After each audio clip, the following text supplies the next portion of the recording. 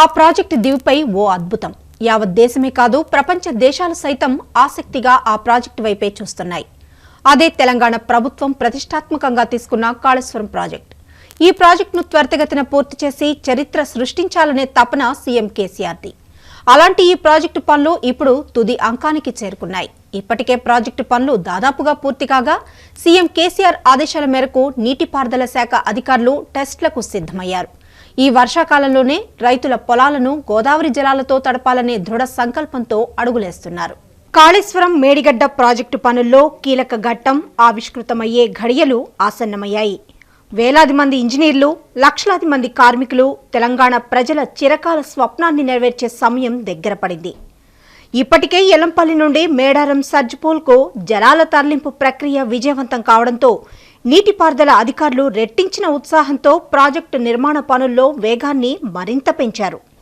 ఈ వర్షాకాలంలోనే రైతుల కాళ్ల వద్దకు గోదావరి జలాలను తీసుకురావాలనే ప్రభుత్వ కలకు అనుగుణంగా అడుగులు వేస్తున్నారు. ఎల్లంపల్లి నుండి మిడ్ మానేర్కు నీటి తరలింపుకు 6, 7, 8 ప్యాకేజీలు కీలకం కావడం, ఇక్కడే బాహుబలి మోటార్లు ఉండడంతో రాష్ట్ర ప్రభుత్వం ప్రధానంగా ఈ ప్యాకేజీలపైనే ప్రత్యేక దృష్టిని సారించింది. ప్రాజెక్ట్ 6వ ప్యాకేజ్ పెద్దపల్లి జిల్లా నంది మేడారం అండర్ టన్నెల్లో మొత్తం 7 పంపులను నిర్మించాల్సి ఉండగా ఇప్పటికే 5 పంపుల నిర్మాణం పూర్తి అయినప్పటికీ మిగతా పంపుల నిర్మాణం పనులు వేగంగా కొనసాగుతున్నాయి. ఈ మధ్యే 6, 7 పంపులకు సంబంధించి కాంక్రీట్ స్లాబ్ వేశారు. త్వరలోనే ఈ పనులను కూడా పూర్తి చేసేందుకు అధికారులు చర్యలు తీసుకుంటున్నారు. ప్రాజెక్టులో భాగంగా ఇప్పటికే మేడిగడ్డ, అన్నారం, సుందిళ్ల బ్యారేజీ పంప్ హౌజ్ల పనులు చురుకుగా కొనసాగుతున్నాయి. ఈ పనులు ఈ నెలాఖరుకు పూర్తి కానున్నాయి. ఇదిలా ఉండగా ఎల్లంపల్లి ప్రాజెక్టులో ఉన్న 9 టీఎంసీల నీటిలో 0.25 టీఎంసీల నీటితో గత 17వ తేదీన 6వ ప్యాకేజీ పనుల్లో ట్రయల్ రన్ చేపట్టారు. తొలుత నీటిపారుదల అధికారులు ఎల్లంపల్లి వద్ద గోదారమ్మకు ప్రత్యేక పూజలు నిర్వహించి హారతినిచ్చి ప్రాజెక్టు 5 గేట్లలో ఒక షట్టర్ను పైకి ఎత్తి 3200 క్యూసెక్కుల నీటిని గ్రావిటీ కెనాల్లోకి విడుదల చేశారు. ఎల్లంపల్లి నుండి బయటకు దూసుకువచ్చిన నీటిని గ్రావిటీ ద్వారా 1.1 కిలోమీటర్లు తరలించి సుమారు 11 మీటర్ల వ్యాసార్థం కలిగిన జంట టన్నెళ్లలోకి తీసుకువచ్చారు. అక్కడి నుండి 9.53 కిలోమీటర్లు తరలించి ప్యాకేజ్ 6 సర్జిపూల్ను నింపారు. సర్జిపూల్ను ఒకేసారి నింపకుండా మొదట 10%, అటు తర్వాత 25%, ఆ తర్వాత 50%, చివరికి పూర్తి స్థాయిలో ఇలా విడతల వారీగా నీటితో నింపనున్నారు.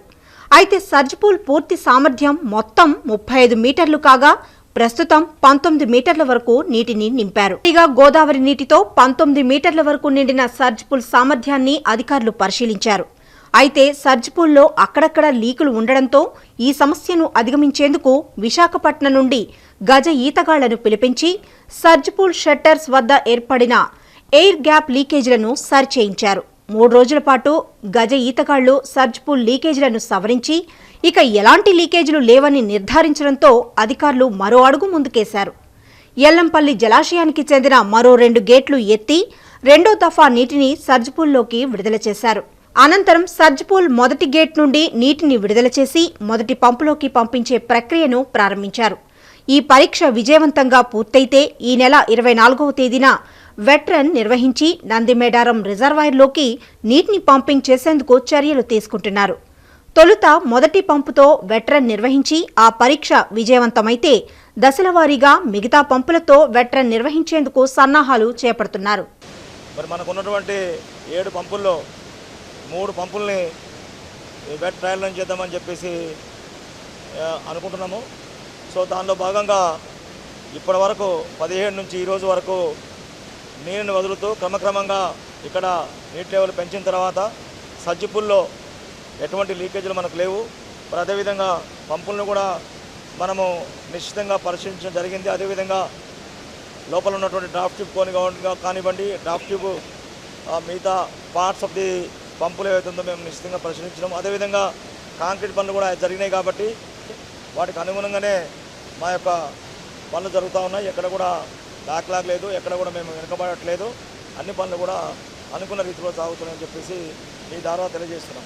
ఒకవేళ ఈ పరీక్ష విజయవంతంగా పూర్తయితే ప్యాకేజ్ 6లో ఉన్న 124 మెగావాట్ల సామర్థ్యం ఉన్న 7 మోటార్లతో ప్యాకేజీ 7 ద్వారా 8వ ప్యాకేజీకి తరలించి అక్కడి వరద కాల్వ ద్వారా మిడ్ మానేర్కు తరలిస్తారు.